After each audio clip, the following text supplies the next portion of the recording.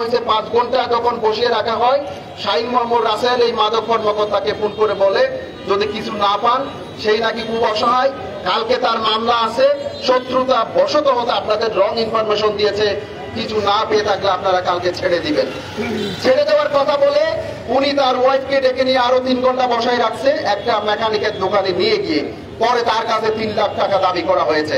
সেই যখন দিতে রাজি হয় নাই বা দিতে পারে নাই, এরপরে সাংবাদিক যখন বারবার ফোন করছে, ফোন করার কারণে তাকে গালিগালাজ করা হয়েছে। এই কোন সাংবাদিক আমি দেখে দেবো, হ্যান ত্যান বলা হয়েছে। ঠিক তার 1 ঘন্টা পরে মাগরিবের পরে আরেকজন মাদক কারবারিকে সেই ধরে নিয়ে আসে। আপনারা বাকিটা ইতিহাস জানেন, দেখেছেন সবাই। শাহিন মোহাম্মদ রাসেলের নাম শিখানো হয়েছে।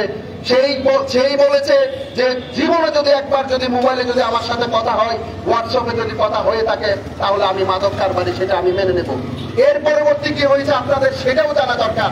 গত রাত 4টা পর্যন্ত তাকে রেকি করা হয়েছে, যে তাকে তার মাকে ডেকে, তার ওয়াইফকে ডেকে তাকে 50,000 টাকা দেওয়া হয়েছে, আরো 1 লাখ টাকা দেওয়া হবে, যেন ম্যাজিস্ট্রেট কোর্টে সে গিয়ে জবানবন্দি দেয় শাহিন মোহাম্মদ রাসেল মাদক কারবারি ছিলেন। এছাড়াও এই মাদক কারবারি আপনার দিদারুল আলমের কিন্তু অনেক অপকর্ম কক্সবাজারে ইতিমধ্যে অনেকে অবগত হয়েছে। আমরা মনে করেছিলাম সেই যোগদানের পরে প্রথম ভুল করেছে, সে একটা বিষয় নিয়ে মাপ চেয়েছিল 2 হাত জোর করে। আমরা মনে করেছিলাম সেটি তার এখানে শেষ, হয়তো তিনি ক্লিন ইমেজের মানুষ, কিন্তু দেখলাম না, একটা পরিত্যক্ত মাদক কারবারি, মাদক সম্রাটকে আমাদের কক্সবাজারের মতো একটা গুরুত্বপূর্ণ জায়গায় নিয়ে মাদক দমনের নামে নাটক করা হচ্ছে। মাদক দ্রব্য নিয়ন্ত্রণ অধিদপ্তরের খুব তাদেরই রিপোর্ট বলছে সে একজন মাদক কারবারি, মাদক মামলার আসামি, দর্শন মামলার আসামি। সেই কি খবর থাকে? আমি বড়দের প্রতি শ্রদ্ধা রেখে বলতে চাই, আপনারা এই বিষয়ে সোচ্চার হন। আজকে আমরা বিতর্কিত কোনো কর্মকাণ্ডে যদি কোনো সহকর্মী জড়িত থাকে, সেটা আমরা অন্যভাবে শাস্তিতে নিয়ে আসবো। আমরা দেখেছি বারবার চুপ থাকার কারণে এই মাদক কারবারিরাই কিন্তু আমাদেরকে সুযোগ করে নেয়। তাদের বিরুদ্ধে কোনো কিছু লিখতে গেলে, অনুসন্ধান করতে গেলে, সেইগুলো নিয়ে তারা নানা ধরনের কথা বলতে শোনা যায়। একটু আগে মাদক দ্রব্য নিয়ন্ত্রণ অধিদপ্তরের একজন আমাকে ফোন করে বললো, ভাই আরো কিছু ভয়াবহ আপনাকে তথ্য দিই, আমাদের এখানে কোনো মহিলা কর্মী নাই, মহিলা জিজ্ঞাসাবাদ করার মতো কোনো অফিসার নাই। এই দিদারুল আলম ম্যাজিস্ট্রেট কোর্টে গিয়ে 2 জন মহিলার রিমান্ড নিয়ে আসছে 3 দিনের, কিন্তু সেই নিজে জিজ্ঞাসাবাদ করবে, কোন মহিলা থাকে না, ম্যাজিস্ট্রেট থাকবে না, সেই মহিলাদের জোর হেনস্থা সে করবে। আমাকে একটু আগে সেই জানাইছে। তারপরে তাকে যখন গতকালকে মাদক মামলায় হচ্ছে নাম দিতে যখন রাজি হচ্ছিল, মাদক দ্রব্য নিয়ন্ত্রণ অধিদপ্তরের এক কর্মকর্তাকে সে থাপড় মারিয়েছে। এত ভয়াবহ রূপ নিয়েছে এই কক্সবাজারের মাদক দ্রব্য নিয়ন্ত্রণ অধিদপ্তর। দিদারুল আলম কুখ্যাত প্রদীপের সেই সহকর্মী ইসমাইলের বাসায়, মাদক সম্রাট ইসমাইলের বাসায় 5 আগস্টের পরে কেমনে মাদক দ্রব্য নিয়ন্ত্রণ অধিদপ্তর নিয়ে যায়, আমি সেটিও প্রশাসনের কাছে জানতে চাই। এবং বড় আইনের সম্মতি নিয়ে বলতে চাই, 72 ঘন্টার মধ্যে যদি এই মাদক কারবারিকে কক্সবাজার থেকে বিতাড়িত করা না হয়, পরবর্তী পদক্ষেপের জন্য আপনারা প্রশাসন সংশ্লিষ্টরা সবাই দায়ী থাকবেন। আমরা কাউকে ছাড় দিব না, আমরা ছাড় দিয়েই এইখানে এসেছি। এই মুন্না বিতর্কিত ছিল বলে অনেকে দাবি করে তাকে যখন উচিত ধরে নিয়ে যায়, আমরা সকলে যখন চুপ ছিলাম, সেই গজব আবারও আমাদের উপর ফিরে আসছে। এই গজব আমরা কোন সহকর্মীর উপর আমরা মেনে নিব না। আরেকটা কথা বলতে চাই, অনেকে সামাজিক যোগাযোগ মাধ্যমে লিখেছেন, অনেকে পেশাদার সাংবাদিক ছোট বড়, আমরা কোন ছোট বড় সাংবাদিক সেটা অন্তত আমি মানি না। যেই পেশাদার তাকে আমরা সংবাদকর্মী হিসাবে তার পাশে দাঁড়াবো। কেউ কাউকে কটাক্ষ করবেন না, ছোট করবেন না। কেউ বড় হাউসে কাজ করে, কেউ ছোট হাউসে কাজ করে। কোন সংবাদকর্মীকে অসম্মান করার অধিকার কাউকে দেওয়া হয়নি। এটি আমি বিনীতভাবে সকলের প্রতি আহ্বান জানাবো, অনুরোধ রাখবো। আজকে এখানে অনেক বড় ভাইয়েরা আছে, তারা সিদ্ধান্ত নেবেন পরবর্তীতে কি করব। তবে আমার দাবি 72 ঘন্টার মধ্যে তাকে প্রত্যাহার করতে হবে। এবং একটু আগে যে মাদক কর্মকর্তা কল করেছিল, সে বলেছে যে আরেকটা দাবি করেছে, আমি কলটা রেকর্ড করেছি, যে মাদক অভিযানে একটা ভুল হয়েছে, সেটি নিয়ে এখন আমাদেরকে হচ্ছে সেই ধমকাচ্ছে। কেন শাহিন মোহাম্মদ রাসেলের নাম্বার আগে থেকে সংগ্রহ করি নাই, পরে কেন তাকে দিয়ে ফোন করাই নাই যে এগুলো আপনার মাদক নিয়ে তো ধরা পড়েছি, একটা প্রমাণ থাকতো, সেটি কেন বলতে পারি নাই। সেই কুচ্চাল পর্যন্ত এই কুত্তার বাচ্চা এই কক্সবাজারে এসে পরিকল্পনা করতেছে। আমি তাকে কুত্তার বাচ্চা বলতে ভয় করতেছি না, কেননা সেই কুত্তাকে কুত্তার বাচ্চা বলতেছি। মানুষ হতে পারে না, কারণ মাদক দ্রব্য নিয়ন্ত্রণ অধিদপ্তর অলরেডি তার বিরুদ্ধে মাদকের মামলা করেছে। সে কিভাবে মাদক নিয়ন্ত্রণ করে? পরিশেষে ভুল ত্রুটি হলে সবাই আমাকে ক্ষমা করবেন, সুন্দর ক্ষমা দৃষ্টিতে দেখবেন। অন্যান্য সাংবাদিক যারা উপস্থিত হতে পারে নাই, অনেকে ফোন করেছে, শর্ট নোটিশে যারা উপস্থিত হয়েছেন, বড় ভাইদের প্রতি আমরা শ্রদ্ধা এবং কৃতজ্ঞতা জ্ঞাপন করছি। সবাইকে ধন্যবাদ। আসসালামু আলাইকুম। সংগ্রামী উপস্থিতি, এই পর্যায়ে আমি সংক্ষিপ্ত বক্তব্য রাখার জন্য বিশেষভাবে অনুরোধ জানাবো রাসেল চৌধুরী। রাসেল ভাইকে আমি বক্তব্য রাখার জন্য বিশেষভাবে অনুরোধ জানাচ্ছি।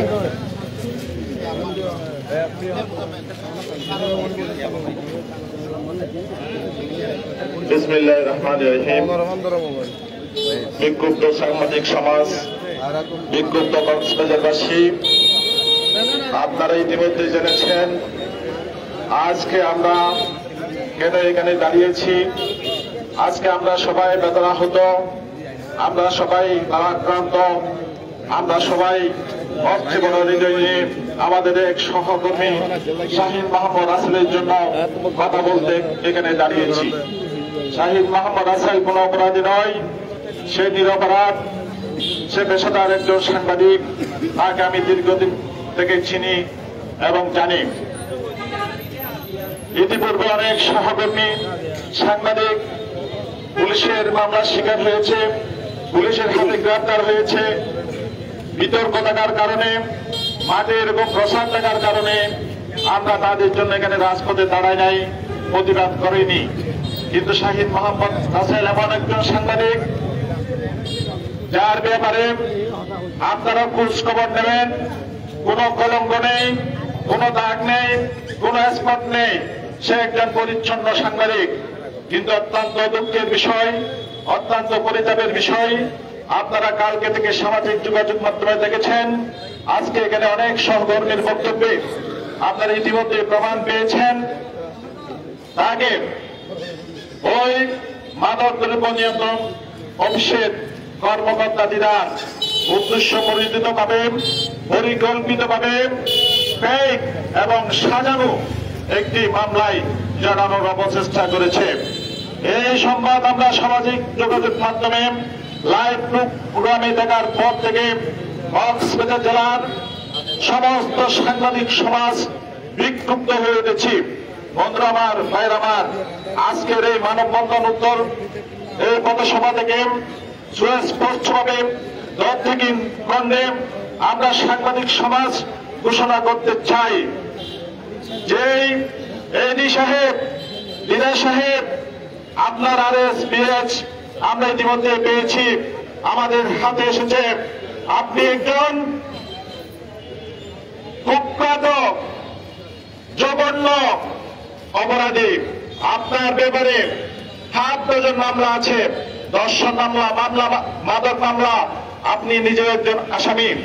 আপনি আপনার মুখোশ উন্মোচিত করার কারণেই শাহীন মোহাম্মদ রাসেলকে ফাঁসানোর উদ্যোগ নিয়েছেন। আপনার সেই উদ্যোগ কোনদিন সফল হবে না। এই কক্সবাজারের সাংবাদিক সমাজ আপনার সেই অপচেষ্টাকে কোনদিন সফল হতে দেবে না। আমি আমার ছোট ভাই যুগান্তরের কক্সবাজারের প্রতিনিধি সাহসী সাংবাদিক জসিমের ভাষায় বলতে চাই, আগামী 72 ঘন্টার মধ্যে এই কুখ্যাত এডি দিদারের কক্সবাজার থেকে অপসারণ দাবি করছি।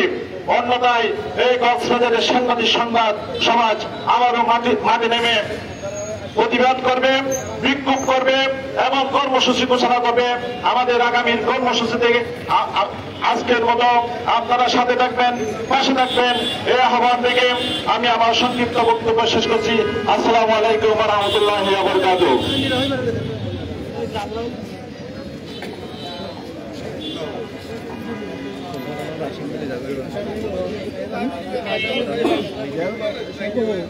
সংগ্রামী উপস্থিতি, আপনারা জানেন এক দিদার আলোক যে মাদক সম্রাট, মাদকের কারবারি হিসেবে এই শহরে তার আবির্ভাব ঘটেছে। যার উচিত ছিল মাদক নিয়ন্ত্রণ করা, সে এখন মাদক কারবারিতে পরিণত হয়েছে। আজকের এই প্রতিবাদ সমাবেশের সমাপনী বক্তব্য এবং অনুষ্ঠান সমাপ্ত ঘোষণা করার জন্য আমি বিশেষভাবে অনুরোধ জানাবো সাইফুর রহমান শাহিন ভাইকে আমি বক্তব্য রাখার জন্য বিশেষভাবে অনুরোধ জানাচ্ছি এবং আজকের এই কর্মসূচি এখানে সমাপ্ত করার জন্য অনুরোধ জানাচ্ছি।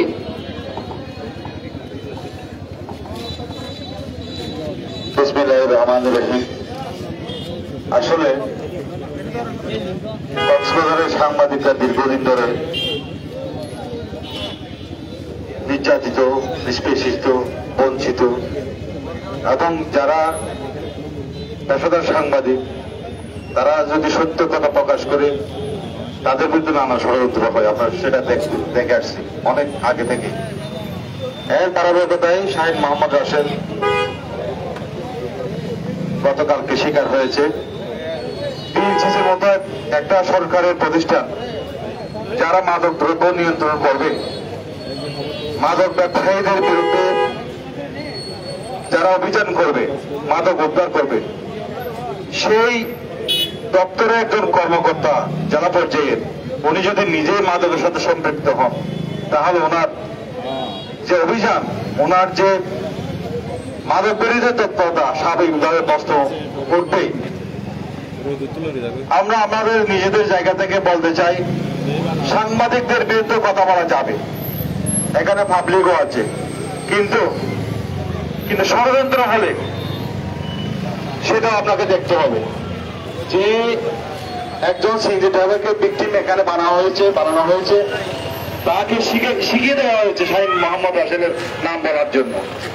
আপনারা হয়তো যে ইন্টারভিউ দেখেছেন ফেসবুকে, ওই যে সিএনজি ড্রাইভার তাকে জোর করে বাধ্য করা হচ্ছে শাহিন মোহাম্মদের নামটা বলানোর জন্য।